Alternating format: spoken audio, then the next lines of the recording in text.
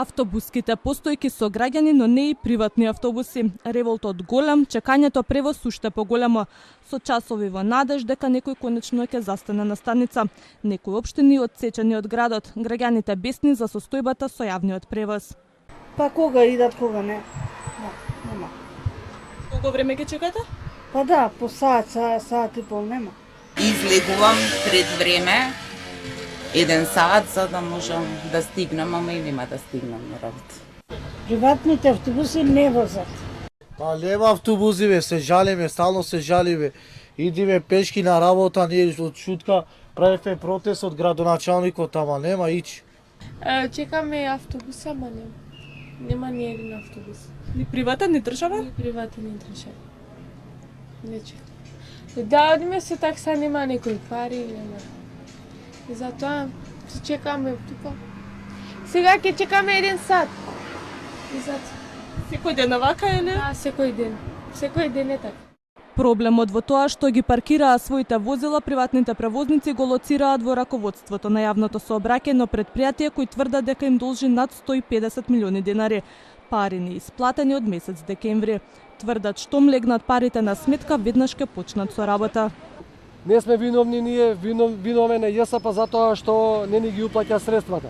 Имаме информација дека градот Скопје има уплатено 40 милиона денари за нас, за приватните превозници минатата недела, меѓутоа ЈСП се уште не ни ги уплаќа средствата.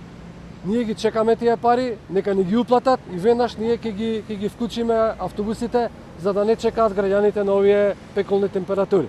Паднат е интересот поради нискиот квалитет на услугата. Затоа треба да се размислува за друг превоз како метро системи или трамвај, за да има брз одговор за потребите на граѓаните, сметаат познавачите на оваа проблематика. Голем број автори и стручњаци го преферираат шинскиот систем, бидејќи шинскиот систем сепак има појак имидж, подлабок имидж, потраене, подобро е прифатен од луѓето, а може да обезбеди и поголеми брзини на превоз и поголем капацитет, нели, ако имате денес, ако е трамвајски систем, имате трамваи не двојно, не тројно, не четворно, него 8 зглобни трамваи со огромен капацитет. Се обидовме да добиеме став од ЈСП за обвинувањата на приватниците и проблемот на граѓаните, но одбија да дадат изјава. Градоначалничката Арсовска пак утринава се огласи преку социјалните мрежи и обвини за дестабилизација на градот од страна на, како што вели, бизнис групата Ганиу Меджитија Деми.